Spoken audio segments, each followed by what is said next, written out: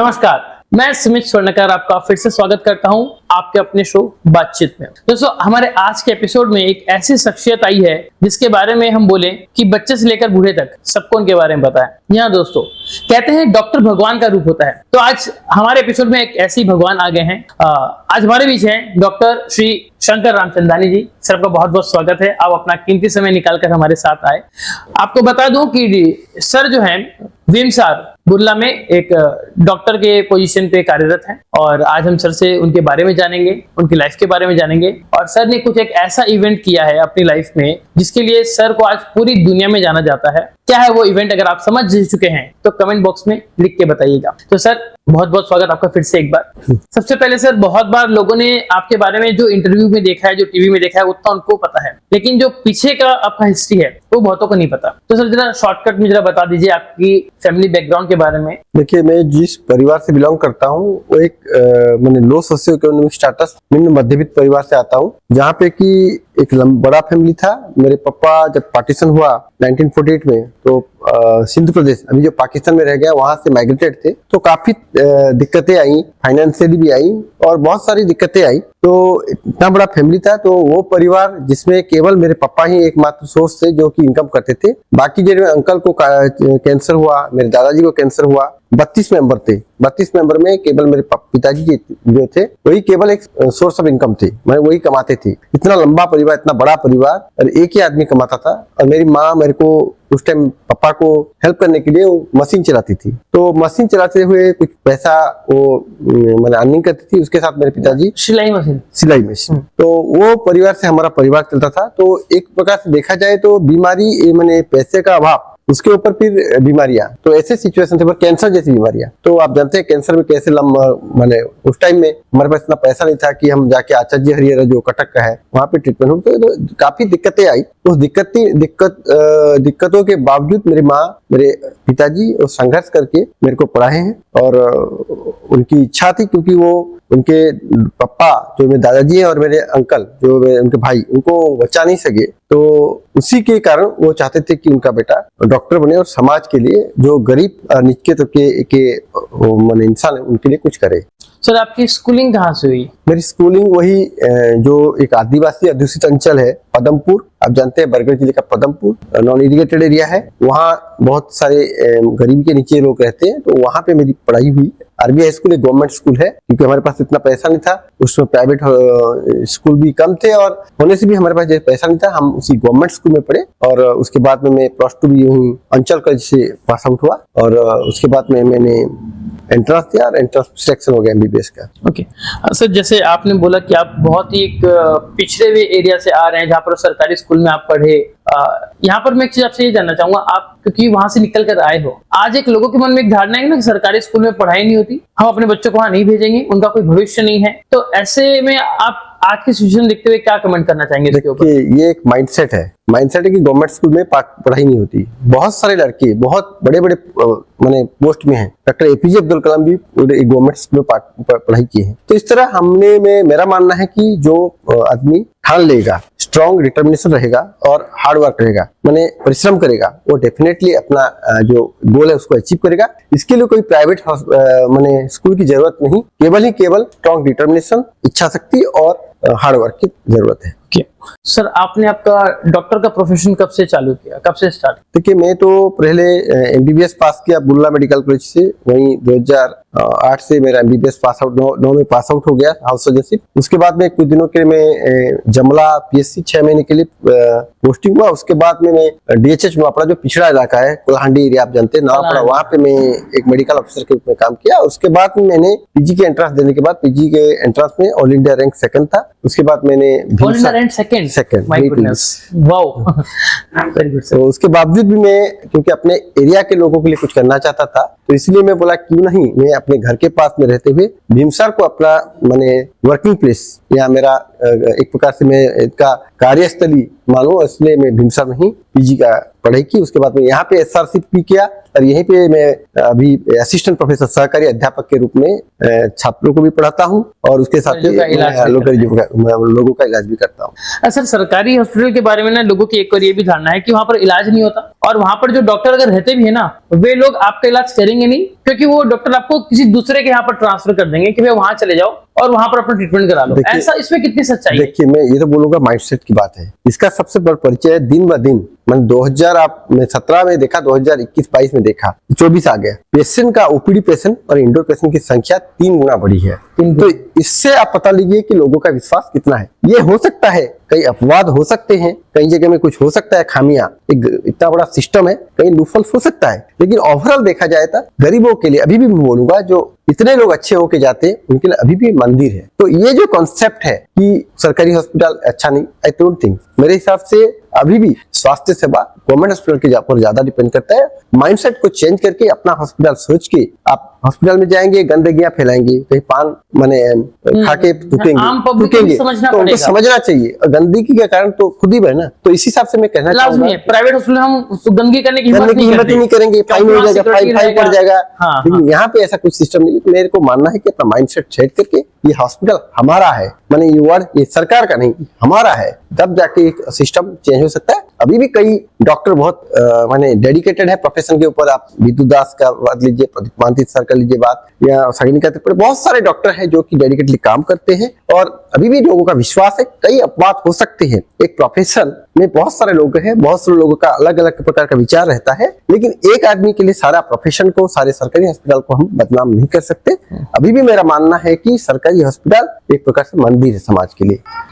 दोस्तों, अब मैं सर से वो बात पूछूंगा जिसका आप सबको इंतजार था और जिस चीज के सर पूरे विश्व में विख्यात हो गए, वो है आपका 1 रुपी क्लिनिक। क्या है सर 1 रुपी क्लिनिक? इसका विचार आपको कैसे आया और ये कैसे काम करता है? प्लीज जरा बताइए। इसका कॉन्सेप्ट था, मैंने आपको बता दिया संक्षिप्त में कि मेरे घर में 2 लोगों को कैंसर हुआ था और हमारा बड़ा फैमिली था, तो हमने बहुत ही नजदीक से देखा है मैंने गरीबी क्या होती है। तो उसको देखते हुए पापा की इच्छा थी कि एक नर्सिंग होम टाइप का कुछ खुले और लोगों का इलाज करे। तो मेरे को लगा कि नर्सिंग होम यदि खोलता हूँ तो इसमें बहुत इन्वेस्ट करना पड़ेगा और इन्वेस्ट के कारण मेरे लोगों से पैसा भी लेना पड़ेगा। तो जब कोविड-19 की महामारी आई, उस टाइम में लोगों का दर्द देखा हूँ, इस तरह से लोग, एक तो छूत-छात का प्रभाव था, दूसरा फिर लोग माने एक प्रकार से महामारी का रूप, किसी को पता नहीं था क्या होने वाला है, तो एक प्रकार का डर था और लंबी लंबी कतारें, ओपीडी बंद हो गई। तो उस समय देखा कि ये सही उपयुक्त समय है मेरे पिताजी का स्वप्न और माँ का जो स्वप्न है उसको साकार करना। यही मेरा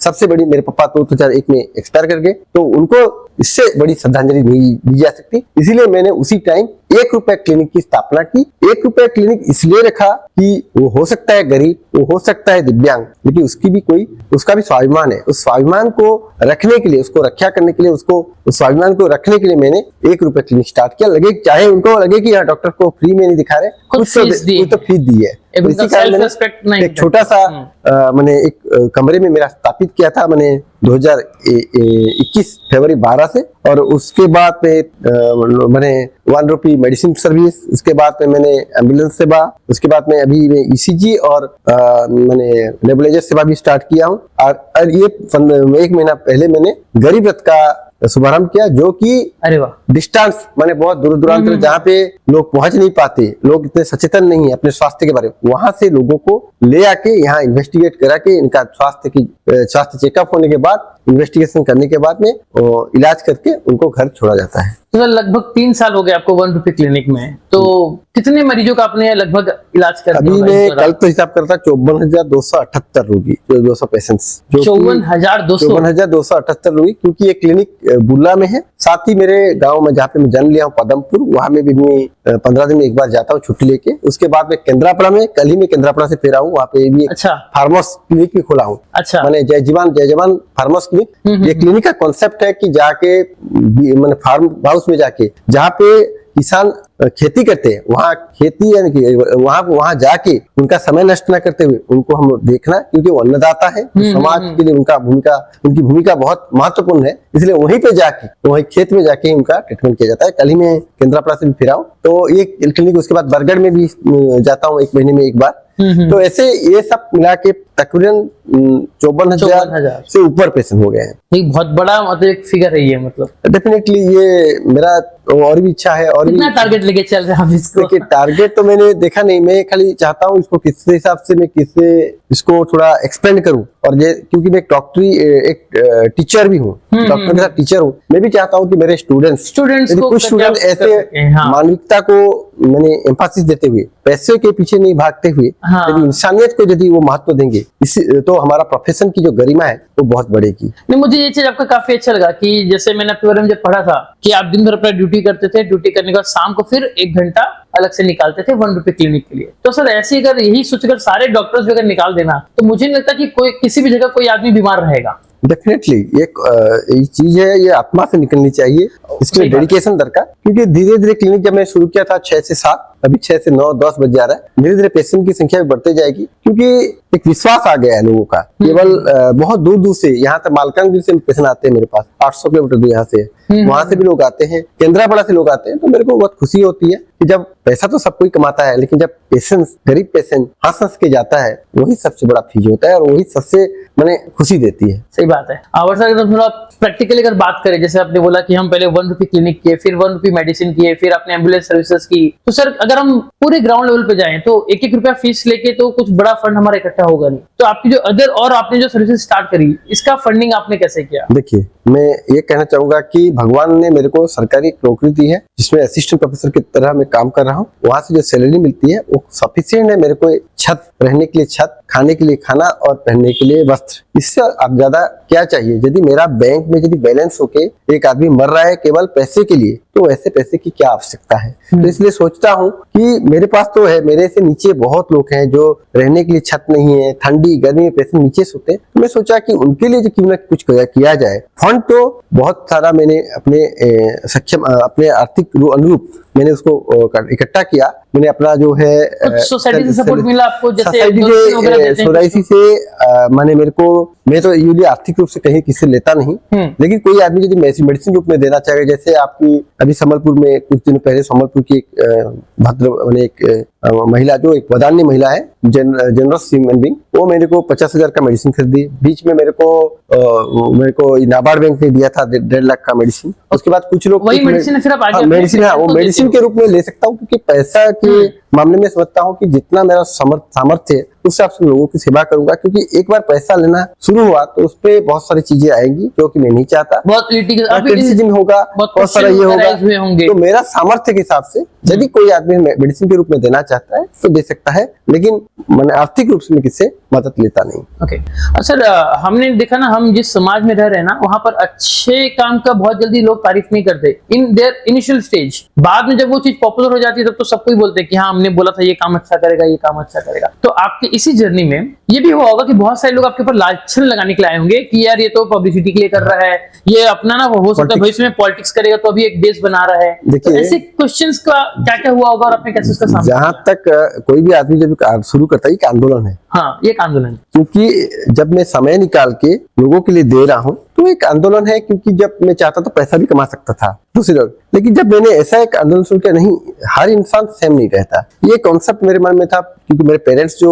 स्थिति देखे हैं, मैंने जो स्थिति देखी है, उसको नजर रखकर मैं गरीबों के लिए कुछ करना चाहता था। तो कुछ हो सकता है, क्योंकि मेरे को लगता है कि जो मैं काम किया उसी को किसी को बाधा नहीं पहुंचाता। क्योंकि मैं किसी डॉक्टर को भी इसमें क्लिनिक में कुछ प्रॉब्लम नहीं होता, क्योंकि मैं क्लिनिक जो खोला हूं वो गरीबों के लिए, जो पैसा आपको भी दे नहीं सकते, किसी डॉक्टर को भी दे नहीं सकते, किसी नर्सिंग होम में भी दे सकते, मैं उन्हीं के लिए क्लिनिक खोला था। मेरा कॉन्सेप्ट किसी को मैंने दिल से दुखाना नहीं है। मैंने जो अपना काम किया, केवल मैं एक ही चीज देखना चाहता हूँ पॉजिटिवली। कई लोग कुछ सोच सकते हैं, वो तो सोचने को हम लोग नहीं हम बंद कर सकते, लेकिन जो सोच रहे हैं, मैं इतना ही कहूंगा कि मेरा उद्देश्य केवल था कि किस तरह से, क्योंकि मैं जिस परिवार से आया हूं, मैं नहीं चाहता कि हमारे परिवार की तरह और कोई गरीब आदमी, गरीब लोग जो पेशेंट्स हैं, वो उतना तकलीफ उठाए। मेरा एक ही कॉन्सेप्ट चाह रहा हूँ। बाकी मैं किसी को अपना दुश्मन नहीं मानता, मैं किसी को मैं अपना राइवल नहीं मानता या कॉम्पिटिटर नहीं मानता। मैं सोचता हूँ कि उसको मैं पॉजिटिव लेता हूँ। यदि कोई मुझे समालोचित भी करता है कोई मैंने आदमी, तो मैं लगता हूँ हो सकता है उसमें मेरे को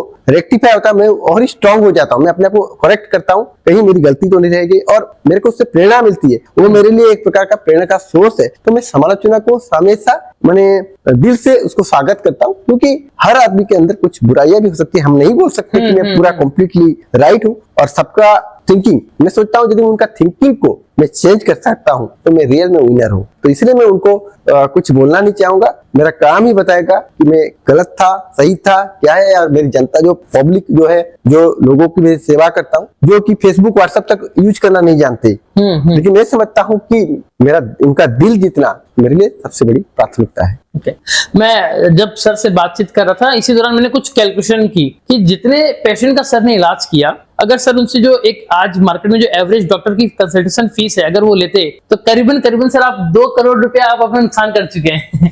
देखिए, मैं 2 करोड़ नुकसान नहीं, मैं तो बोलूंगा मैं खुशनसीब हूँ। एक कागज का टुकड़ा, कागज के टुकड़े से 50,000 से 55,000 पेशेंट का जो आशीर्वाद, उससे बड़ा और बड़े कमाई क्या हो सकती है।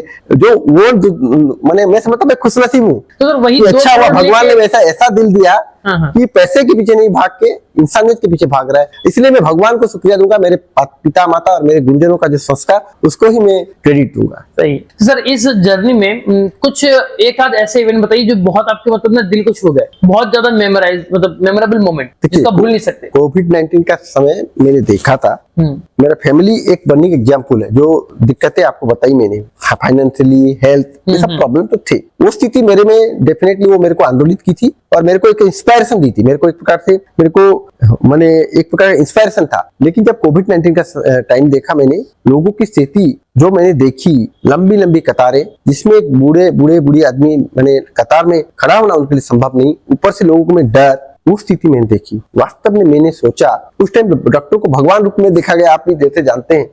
तो मैंने अपने आप को सोचा, क्या हम लोग इस स्थिति में, ठीक है ये कठिनाई का दौर है, इस स्थिति में हमको यदि भगवान का दर्जा दे रहे, हो सकता है हम भगवान ही नहीं है, हम साधारण इंसान है, लेकिन उनकी जो इच्छा है, उनकी जो एक प्रकार से भावना है, उस भावना को हम ठीक हिसाब से हम तवज्जो दे रहे हैं, हमने उसको ठीक सम्मान दे रहे हैं। तो इसलिए सोचा कि हमको भी ऐसा काम करना पड़ेगा कि उनकी भावना और ही स्ट्रांग हो। तो इसलिए वो स्थिति मेरे लिए बहुत मैंने आंदोलित की थी। ऑक्सीजन के लिए नेबुलाइजर, आपका ऑक्सीजन मास्क, ये सब देखा हूं मैं, कितना शॉर्टेज चल रहा था, कितना, क्योंकि ऐसा टाइम था जिसको सरकार को भी मालूम नहीं, हमको भी मालूम नहीं क्या करना है, क्या करेंगे, लोगों को मालूम नहीं। तो ऐसी स्थिति को देखते हुए मैं वो स्थिति मेरे मन में लाया कि इसी टाइम में जब डॉक्टर की जरूरत है, ओपीडी बंद, कोई प्राइवेट डॉक्टर नहीं देख रहा था, उसी समय मैंने ये 1 रुपये क्लिनिक स्टार्ट किया था। ओके सर, इसमें ये तो आपने बता दिया। अब ये बताइए, कोई एक ऐसा पेशेंट जो आपको आज भी याद है, इन 3 साल में आपने कुछ ऐसा पेशेंट को इलाज किया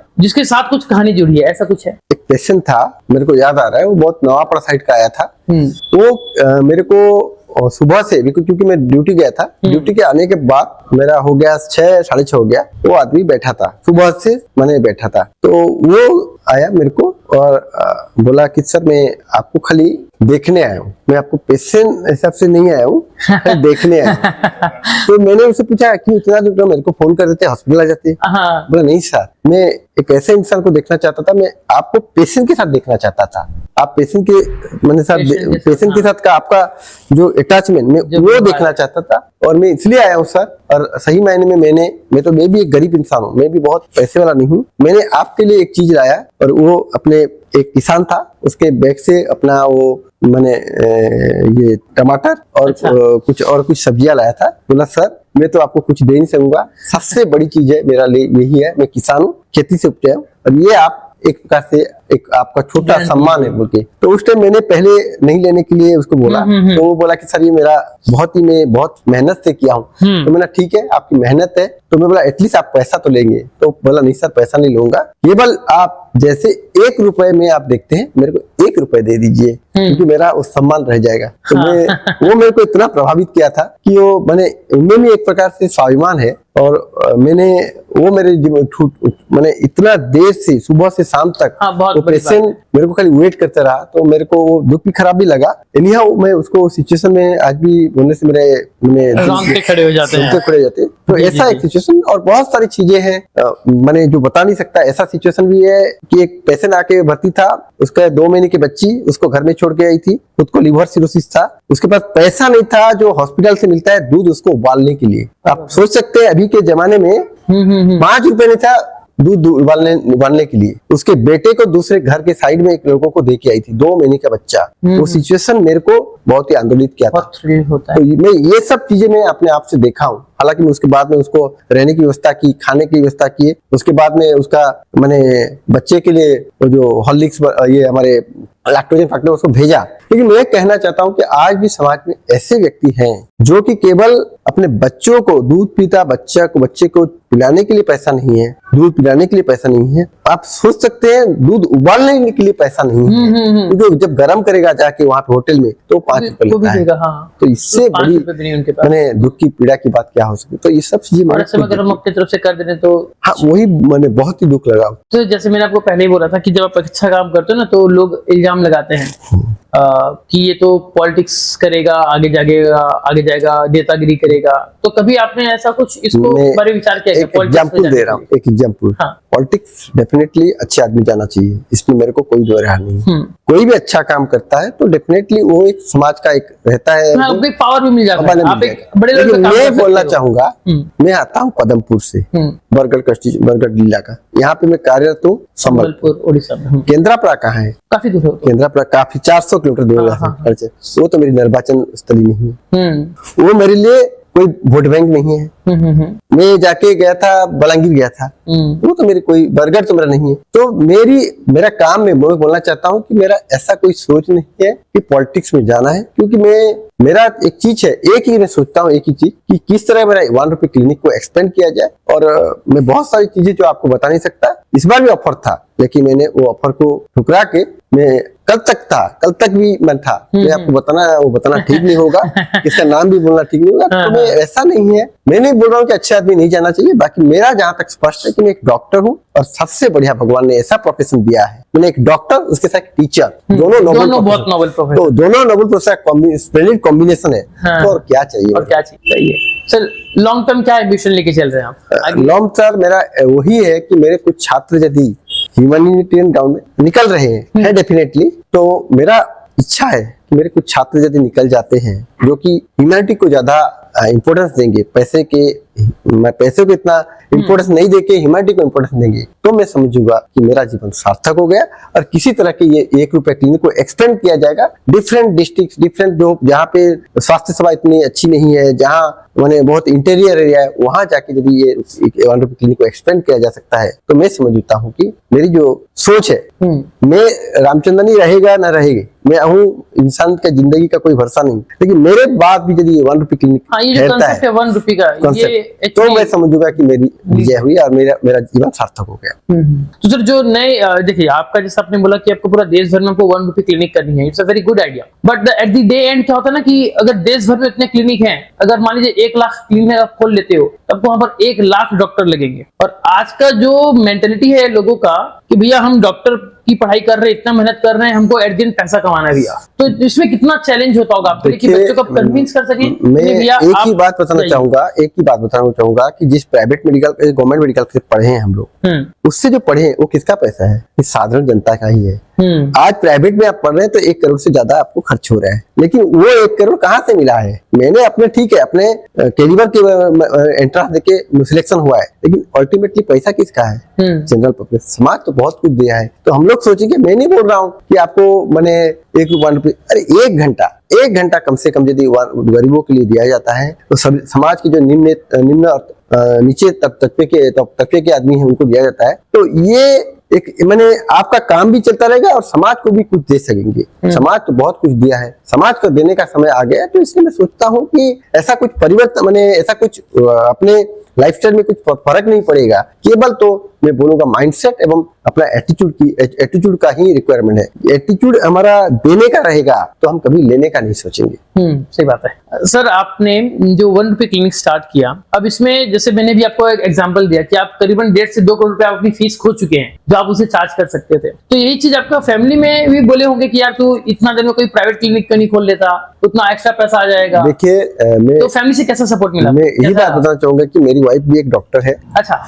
सज्जन, सबसे महत्वपूर्ण है कि मेरी वाइफ मेरे को, मेरी माँ, मेरा फैमिली, टोटली फैमिली पूरा सपोर्ट करते हैं। माने उनके सपोर्ट के बिना ये संभवपर नहीं है। और मैं ये बोलूंगा कि मेरी वाइफ मेरी महत्वपूर्ण भूमिका जो है, मेरी वाइफ, मेरी माँ, ये दोनों मेरे को हमेशा ही बोले हैं कि दूसरों के लिए कुछ करो। अपने लिए तो सब जीते हैं, जो दूसरे के लिए जीता है वही इंसान है। तो डेफिनेटली बोलते हैं हमारे पास बड़ा बड़ा बंगला ना हो, बंगला कार ना हो, वो बहुत वो इम्पोर्टेंस नहीं रखता। इम्पोर्टेंस मैं बोलता हूँ मेरे परिवार का ये मानना है कि जब पेशेंट सांस के जाता है और ऐसे हाथ ऊपर रख देता है बुढ़ा आदमी, तो वही सबसे बड़ा पुरस्कार है। सर, जो अभी नए यंग प्रोफेशनल्स निकल रहे हैं, जो भी आपसे बहुत प्रेरित हैं और जो ऐसा कुछ काम करना चाहते हैं सोसाइटी के लिए, और वो कंफ्यूज है कि हमको कैसे स्टार्ट करें, क्या करें, तो उनको आप क्या राय देना चाहेंगे? देखिए, मेरे पीजी स्टूडेंट हो या अंडरग्रेजुएट स्टूडेंट, वो आते हैं मेरे क्लिनिक, मेरे पूछते हैं। मैं हमेशा मेरा जो भी टॉपिक होता है, मेडिकल टॉपिक, स्टार्ट करता हूँ ह्यूमैनिटी माने एथिक्स के साथ। हमारा एथिक्स क्या है, एक डॉक्टर का कर्तव्य क्या है। तो मैं डेफिनेटली कहूंगा कि मैं फिर बोलूंगा कि इसके लिए बड़ा सेटअप दरकार नहीं है, एक माइंडसेट दरकार, एक एटीट्यूड दरकार। मैं समझता हूँ कि बहुत सारे मेरे से भी बहुत अच्छे इंसान है, डॉक्टर पीपू दास अभी दे रहा था, प्रदीप मानती है और सागरिका त्रिपाठी, संजीव मिश्रा, बहुत सारे डॉक्टर्स हैं जो कि अपना लाइफ पूरा डेडिकेटेड किए हैं, बहुत सारे इंटीरियर में काम करते हैं। तो मैं कहना चाहूंगा कि केवल एक डॉक्टर रामचंद्र ही नहीं है, डॉक्टर पार्थ जोशी आपका एग्जांपल ले सकते हैं, बहुत सारे डॉक्टर्स हैं। हम केवल एक ही नजरिया में देखेंगे कि हम खराब चीज को देखेंगे, अच्छी चीज को नहीं देखेंगे, तो माइंडसेट है, वो भी माइंडसेट है। तो मैं कहना चाहूंगा कि मैं बोलूंगा मैं बहुत कुछ सीखा हूं मेरे टीचर्स से, और आज जो भी हूँ वही टीचर जो मेरे को शिक्षा दी है, मेरी माँ, चाहे मेरे टीचर्स मेडिकल टीचर है, अंडरग्रेजुएट मैंने यूजी हाई स्कूल में पढ़ा था वो टीचर है, कॉलेज के स्टूडेंट टीचर है, तो उन्हीं का अवदान है। तो मैं भी सोचता हूँ कि इसी तरह मेरे छात्र भी कल 1 रुपए क्लिनिक से मेरे से बहुत ही अच्छा करेंगे, इसमें कोई दोहरा नहीं है। मैं सोचूंगा कि केवल एटीट्यूड की दरकार है और माइंडसेट दरकार है, स्ट्रॉन्ग डिटर्मिनेशन दरकार है, कुछ करने का जो जज्बा है वो रहेगा तो डेफिनेटली इसको फुलफिल किया जा सकता है। ओके सर, अब हम बात करेंगे जो आज का हमारा मेडिकल जो फील्ड है, इस बात को हम झुठला नहीं सकते कि जो प्राइवेट इंस्टीट्यूशंस हैं वे लोग झूठा इलाज करके बिल बढ़ाते हैं पेशेंट का, उसको लूटते हैं। ये एक बहुत बड़ी प्रॉब्लम है। तो आपके अकॉर्डिंग इसको हम किस तरीके से डील कर सकते हैं? देखिए, मैंने हमेशा बोला हूँ कि प्राइवेट अस्पताल के ऊपर भी एक लोड है। इसके ऊपर एक मूवी भी बन चुकी है, जो पर आप सभी ने देखी भी होगी, पूरा फैक्ट बताया गया है कि डेड बॉडी का आप 2-2-3 दिन इलाज कर बिल बढ़ा। देखिए, मैं अभी भी बोलूंगा कि हर प्राइवेट हॉस्पिटल को ब्लेम नहीं करता, क्योंकि उनका भी एक महत्वपूर्ण भूमिका समाज में है, वो भी बहुत है, वो हम लेकिन ये बोलूंगा कि जो भी कमाने के लिए तो क्लिनिक नर्सिंग होम खुल रहे हैं, उसमें कोई दो राह नहीं है, लेकिन जो वाजिब है, एक कोविड-19 समय का एक छोटा सा एग्जांपल दे रहा हूँ। आईसीयू सेटअप में एक नर्स या एक मेडिकल स्टाफ पीपी पहनेगा तो सबको देख रहा है, तो चार्जेस जो है पीपी का डिवाइडेड होना चाहिए, 10% 10 डिवाइडेड बाय 10 होना चाहिए। हाँ। लेकिन वो क्या क्या इंडिविजुअल से एक पीपी का किट लिए हैं प्राइवेट जो कि मैं यहाँ भी है, बहुत सारे हैं, बरगढ़ में है, कमलपुर में है, वो हर जगह मिलेंगे सर, वो हर जगह। तो वो चीज मेरे को बहुत अकड़ी थी, इसलिए मैंने फेसबुक पर भी मैंने अपना एक पोस्ट किया था कि पैसा कमाइए मगर गरीबों का खून मत चूसिए, क्योंकि हम उसमें मैं ये बोलना चाहूंगा कि जब इंसान ह्यूमैनिटी को, मानविकता को जो इतना इंपॉर्टेंस नहीं देता, वही इंसान ऐसा कर सकता है, तो ये डेफिनेटली कॉन्डेम हूं। उसके लिए सरकार स्ट्रिक्ट एक्शन लेना चाहिए, क्योंकि उनके लिए सब्सिडी बहुत है, आपका जमीन सब्सिडी है और इक्विपमेंट सब्सिडी है, बहुत सारी सब्सिडी है, लेकिन उसके बदले वो गरीबों को क्या देख रहे हैं उसका भी जांच होना चाहिए, उसके ऊपर भी एक्शन होना चाहिए, जो कि प्रशासन का काम है, जो होना चाहिए। और लोगों में भी सचेतनता होनी चाहिए कि एक नर्सिंग होम जा रहे हैं, किसका रेट कितना, वो पूरा डिस्प्ले होना चाहिए, पूरा डिस्प्ले होना चाहिए। यदि आईसीयू में कोई भी पेशेंट मर रहा है, आईसीयू में उस पेशेंट को साथों साथ बताना चाहिए। ये सब चीजें नहीं होना चाहिए। यदि हो रहा है तो डेफिनेटली कॉन्डेमेबल है, और इसको सरकार कड़े से कड़े मैंने स्टेप लेना चाहिए, लोगों में भी अवेयरनेस क्रिएट करना जाना चाहिए। सर, आपके डॉक्टर का भी कुछ ऐसा कोई फोरम होता है क्या कि हम उनके खिलाफ कंप्लेन कर सकें? देखिए, हमारा एसोसिएशन बहुत है, आईएमए इंडियन मेडिकल एसोसिएशन है, हमारा डॉक्टर्स एसोसिएशन है, सरकारी डॉक्टर ओमटा। तो मैंने हमेशा डॉक्टर होते हुए भी बहुत सारी चीजें जो समाज के हित में नहीं है, जो प्राइवेट नर्सिंग होम, मैं सबकी बात नहीं कर रहा हूँ, हाँ, जो समझ कुछ रहा हूँ, हाँ। नर्सिंग होम ऐसा काम करते हैं उसको कंडेम करना चाहिए। मैं डेफिनेटली, हम भी सरकार को, मैंने एक पत्र भी लिखा था मुख्यमंत्री, माननीय मुख्यमंत्री को, कि उनके ऊपर मुनाफाखोर जो नर्सिंग होम है जी। उनके ऊपर कोई एक्शन लेना चाहिए। अभी भी मैं आपके माध्यम से बताना चाहूंगा कि एक डॉक्टर होते हुए भी मैं बोलना चाहूंगा कि जो भी, चाहे हमारे प्रोफेशन के हो या कोई बाहर का भी हो, यदि इस प्रोफेशन में ऐसे आदमियों को जो गरीब लोगों को लूटता है उसके ऊपर एक्शन भी होना चाहिए और उससे उनको बाज आना चाहिए, क्योंकि ऐसी कमाई मेरे को लगता है कि ज्यादा दिन नहीं ठहरती। सर, इसके अलावा कोई और ऐसी कुछ बातें जो आप हमारे इस वीडियो के माध्यम से हमारे पब्लिक को बताना चाहेंगे? मैं इतना ही बोलना चाहूंगा कि समाज सेवा के लिए पैसे की जरूरत ऐसा नहीं है, केवल एक माइंडसेट रहना चाहिए, एटीट्यूड रहना चाहिए। कुछ न होते हुए भी आप समाज का कुछ कर सकते हैं। जैसे एग्जाम्पल, उदाहरण के तौर पर कोई एक्सीडेंट में गिर गया, अभी ऐसा रूल है, बहुत सपोर्टिव रूल है, अभी उस पेशेंट को आप लेके हॉस्पिटल तो पहुंचा सकते हैं। ये काम में के लिए आपको पैसे की जरूरत नहीं है। किसी को पानी तो पिला सकते हैं गर्मी के टाइम में, इसके लिए कोई पैसे की जरूरत नहीं है। तो मैं यही कहूंगा समाज को कि समाज सेवा एक एटीट्यूड है, वो एटीट्यूड डेवलप होना चाहिए। और समाज बहुत कुछ दिया है, हर एक इंसान के क्षेत्र में उसकी सफलता के पीछे समाज का योगदान रहता है, और समाज को देने के लिए एक अच्छा हृदय होना चाहिए, एक एटीट्यूड होना चाहिए, उसको डेवलप करके हम सबको प्रेरित करना चाहिए। और समाज सेवा एक ऐसी बात नहीं है कि बहुत डिफिकल्ट चीज है, जो अपना परिवार को साइड रख के, अपना लग्जरियस लाइफ को साइड रखते हुए आपको आगे बढ़ना पड़ेगा, लेकिन उसमें जो खुशी और जो आनंद मिलता है शायद ही भौतिक दुनिया से मिल सकता है। ओके, अब आप सभी लोगों के लिए एक बोनस चीज मैं सर के माध्यम से आपको दिलाना चाहूंगा जो आपकी बहुत काम आएगी। सर, ये देखा गया पास्ट का अगर हम कुछ रिकॉर्ड देखें तो लोगों की हार्ट अटैक से बहुत जल्दी मौत हो रही है और बहुत अर्ली एज में हो रही है। तो आप एज ए मतलब आप तो खुद डॉक्टर हैं, इस फील्ड में हैं, तो आप कुछ ऐसे कुछ उनको टिप्स बताइए, रेमेडीज बताइए जो फॉलो करके हम ऐसे अर्ली हार्ट अटैक से बच सकें, या फिर इनकेस अगर कुछ ऐसी इमरजेंसी आ गई, किसी के फैमिली में किसी को हार्ट अटैक आ गया, तो इमीडिएटली हम उसको क्या फर्स्ट एड दे सकते हैं? क्योंकि मान लो किसी को रात को 2 बजे आ गया तो इमीडिएटली हमारे पास हेल्थ केयर सर्विसेज नहीं है, तो हम कैसे कर सकते हैं? मैं बोलना चाहूंगा कि हार्ट अटैक जो था वो पहले डेवलप कंट्री का प्रॉब्लम माना जाता, रूरल अर्बन एरिया का, अभी शहरों में नहीं गाँव में भी ये शुरू हो गया है। तो हमारा सबसे हार्ट अटैक जिसको मेडिकल लैंग्वेज में एक्यूट मायोकार्डियल इंफेक्शन बोलते हैं, जिसमें कि जो खून की नली रहती है हार्ट की, उसमें वो सिकुड़ जाती है, उसमें चर्बी जमा हो जाती है, जिसके कारण खून का जो बहाव है वो कम हो जाता है, जिसके कारण चेस्ट पेन होता है, जिसको एंजाइना भी बोलते हैं, और एंजाइना बहुत टाइम होने से उसको हार्ट अटैक व मायोकार्डियल इंफेक्शन बोलते हैं। तो डेफिनेटली बोलूंगा कि एक यूजुअली 40 के बाद बोलते हैं, लेकिन अभी भी हम देखते 30 में भी जा रहे हैं। तो इसके कारण अभी फिल्म एक्टर्स का कुछ देखे होंगे, जिम में जाते हुए देखे होंगे। तो मैं कहना चाहूंगा कि लाइफस्टाइल मॉडिफिकेशन मतलब है तनाव, कॉम्पिटिटिव माने कंपटीशन, एक कॉम्पिटिटिव एटीट्यूड से दूर जाइए, जिसमें आप उसमें खुश रहिए। साथ ही आप रेगुलर एक्सरसाइज कीजिए, at least 15 minutes in a day और 45 मिनट्स इन ए वीक, माने आपको हफ्ते में 3 बार कीजिए, 3 दिन कीजिए, या फिर हफ्ते में 15 मिनट डेली वॉक कीजिए। आप स्मोकिंग या अल्कोहल यदि आपकी हैबिट है तो उससे दूर बजिए। उसके साथ ही जो आपके खान पीन में है, रेगुलरली उसमें फाइबर डाइट, जैसे साग हुआ, सब्जी हुआ, लो कार्बोहाइड्रेट डाइट जैसे आलू फालू, उसको थोड़ा कम कीजिए। हाई सैचुरेटेड फैटी एसिड्स, मांस, मटन हुआ, ये सब हुआ, चिकन हुआ, इससे थोड़ा अवॉइड कीजिए। और रेगुलर एक्सरसाइज करते हुए मेडिटेशन डेली करेंगे तो आप हार्ट अटैक से आपको बच सकते हैं। यदि आप डायबिटीज से पीड़ित है, हाइपरटेंशन से पीड़ित है, तो आपको डायबिटीज शुगर कंट्रोल ठीक से करना है डॉक्टर की सलाह के आधार पर। आप ब्लड प्रेशर है तो ब्लड प्रेशर आपको कंट्रोल करना है। यदि आपका कोलेस्ट्रॉल है तो आपको कोलेस्ट्रॉल कंट्रोल करना है, कुछ दवाइयों के जरिए और कुछ एक्सरसाइज के जरिए। और यदि आपका दूसरा कोई प्रॉब्लम है, फैमिली हिस्ट्री में हार्ट अटैक है, तो आपको कॉशियस होना चाहिए। किसी भी व्यक्ति का यदि डायबिटीज या हाइपरटेंशन हो, चेस्ट पेन हो रहा है, और चेस्ट पेन यदि हाथ दाहिना लेफ्ट हैंड में वो रेडिएट कर रहा है, स्क्वीजिंग टाइप का, जैसे कोई चीप रहा है, ऐसा यदि पेन हो रहा है, पसीना आ रहा है, धड़कन बढ़ जा रही है, सांस लेने में तकलीफ हो रही है, तो इमीडिएटली आप वहीं पे ठहर जाएं। आपके घर में यदि कोई है तो उसको कॉल कीजिए और साथ हॉस्पिटल जाइए। हॉस्पिटल यदि नहीं जा सक रहे हैं तो एटलीस्ट आप, बहुत सारा कारण है, उसके एसिडिटी की वजह भी हो सकता है, लेकिन यदि ऐसा हो रहा है तो पेंटोप्राजोल और आस्पिरिन या अटोवास्टाटिन, ये 2 ड्रग्स है, ये आप ले सकते हैं पेंटोप्राजोल खाने के बाद। और वहां पे रह जाइए और उसके बाद में एक हॉस्पिटल जाइए और वहाँ पे ईसीजी और कुछ ब्लड टेस्ट, ट्रोपाई के टेस्ट होगा, उसमें आप मालूम पड़ जाएगा कि हार्ट अटैक है या नहीं। तो प्रिलिमिनरी स्टेज में इतना ही बोलूंगा कि आप जहाँ पे अपना लाइफस्टाइल मॉडिफिकेशन के साथ साथ यदि कोई चेस्ट पेन हो रहा है तुरंत आप वहां रुक जाइए। फोन है तो फोन में कांटेक्ट कीजिए डॉक्टर से या आपका कोई रिलेटिव, साथों साथ बिना कभी चेस्ट पेन हो रहा आप नहीं पर सीढ़ी नहीं चढ़िए, कोई हेवी वर्क नहीं कीजिए, साथों साथ वहां बैठ जाके कुछ समय के देखिए चेस्ट पेन कम रहा है कि नहीं। यदि नहीं कम रहा है तो आप पेंटोप्रेजोल आप ले सकते हैं। उसके बाद कुछ खाने के बाद आस्पिरिन या अटोबास्टिन लेके साथों साथ आप डॉक्टर के पास जाइए, वहां पे कुछ टेस्ट और ईसीजी होने के बाद में मालूम पड़ जाएगा कि आपको कुछ है, हार्ट के प्रॉब्लम है कि नहीं।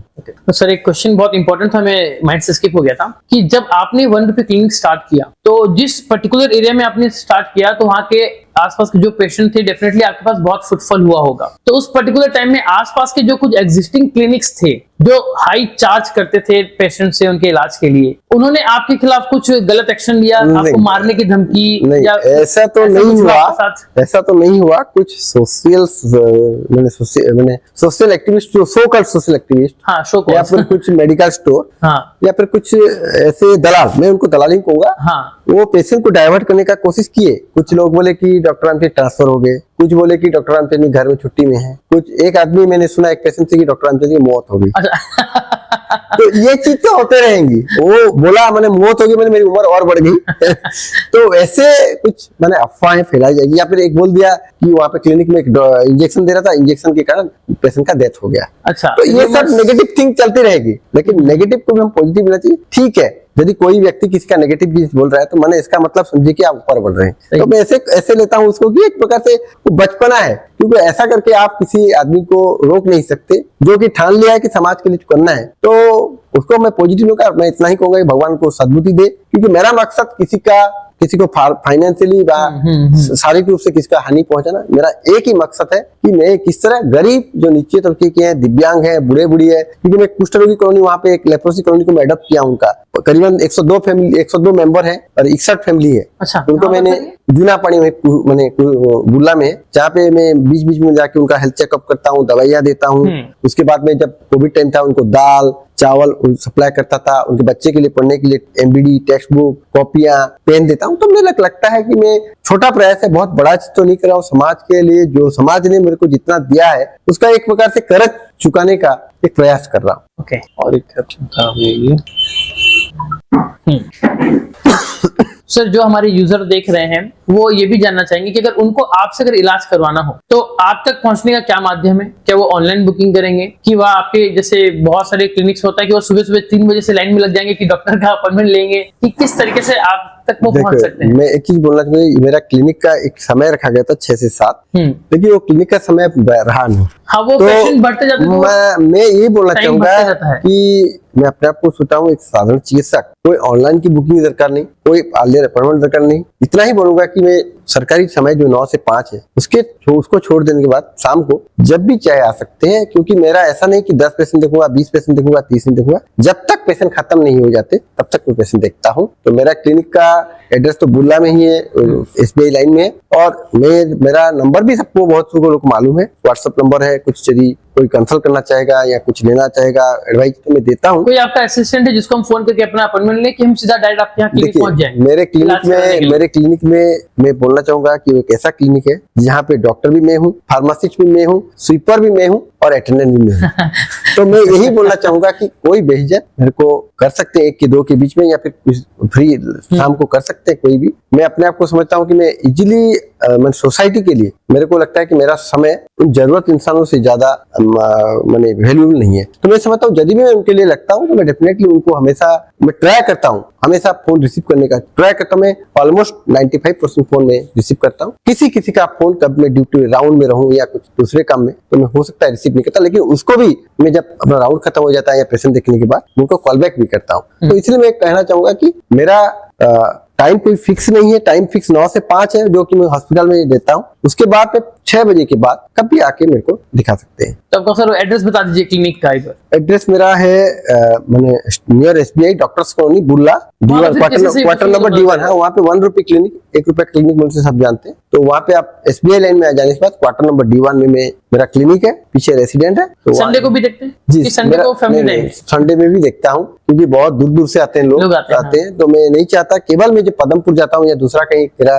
क्लिनिक रहता है तो मैं तभी, जैसे कल परसों केंद्रापड़ा गया था तो वो दिन एक दिन बंद रहा, बाकी मैं कभी बंद नहीं करता, क्योंकि मैं जितना दिन हूँ मैंने लीजर टाइम मेरा ये है कि लीजर टाइम मेरे पेशेंट खत्म होने के बाद में जो इतना समय बचता है बच्चों को कहीं घुमाने ले जाता हूँ या फिर ऐसी फैमिली से मैंने मेरे टाइम मिलता है आपको फैमिली के लिए? मुझे नहीं लगता कि आपको मिलता होगा टाइम। टाइम तो बहुत ही कम होता है, लेकिन लगता है कि मेरे को, मैं दिन में 4 घंटा या 5 घंटा सोता हूँ। अच्छा, जो कि एक डॉक्टर के हिसाब से बोलना चाहूंगा, इतना कम समय नहीं सोना चाहिए। हाँ, क्योंकि डॉक्टर खुद रिकमेंड करता है कि आप 8 घंटा सोइए, 6 to 8 hour, minimum to 6 to 8 hour. लेकिन क्या करें, समय तो 24 घंटा है और लोगों का मैनेज करना पड़ेगा, तो उसको मैनेज करते हैं। और इसी तरह ट्राई करता हूँ, हालांकि मैं कितना सफल हूँ विफल हूँ ये तो जनता ही बोल सकती है, क्योंकि मैं अपने मुंह से नहीं बोल सकता, लेकिन ट्राई करना हूँ कि समाज के लिए कुछ करना कर पाऊंगा। संबलपुर में क्लिनिक खोलने का कुछ विचार है कि नहीं आपका? डेफिनेटली मैं अभी सोच रहा था कि हर दिन तो नहीं, हफ्ते में एक बार घुनघुनी पड़ा, घुनी क्या है वो, वहाँ के लोग मेरे को रिक्वेस्ट किए थे, तो मैं सोच रहा हूँ कि झुग्गी बस्ती में जाके, मेरे को क्लिनिक के लिए कोई सेटअप दरकार नहीं है। मैं पहले से बोला हूँ कि एक मेडिसिन स्पेशलिस्ट हूँ, पेड़ के नीचे भी मेरे लिए एक टेबल चेयर मिल जाए तो मैं अपना क्लिनिक शुरू करता हूँ। मेरे क्लिनिक के लिए बड़ा सेटअप जरूरत नहीं है, क्योंकि मेरे पास जो स्टेथोस्कोप है और कुछ छोटे छोटे इंस्ट्रूमेंट, उसके सहारे में बीपी मेजरमेंट इंस्ट्रूमेंट, उसके सहारे में क्लिनिक खोल सकता हूँ। मेरे को लगता है कि मैं हमेशा बोला कि इसके लिए माइंडसेट की जरूरत है, बड़ा स्थान, बड़ा जगह, बड़ी जगह या बड़ा सेटअप की आवश्यकता नहीं। ओके सर, तो सर आपसे मिलके बहुत कुछ हमको जानने मिला और मैं भी बहुत प्रेरित हुआ आपसे, और उम्मीद करता हूँ कि जो जनता इस चीज को देख रही है वो भी बहुत प्रेरित हुई होगी। सर एक बार फिर से सारी जनता की तरफ से और हमारी पूरी टीम की तरफ से आपका बहुत बहुत धन्यवाद सर, आपका कीमती समय लेकर आए। तो sir thank you so much. Thank you. तो सर ऐसे ही वीडियोस देखने के लिए आप हमें फॉलो करते रहिए और कमेंट में बताइए कि अगला गेस्ट हमारा कौन होगा, उसका नाम कमेंट बॉक्स में दीजिए। कोशिश करेंगे उनको हम रिक्वेस्ट करें और अगला वीडियो उनके साथ करेंगे। मिलेंगे अगली वीडियो में, तब तक के लिए जय हिंद, वंदे मातरम। Thank you so much.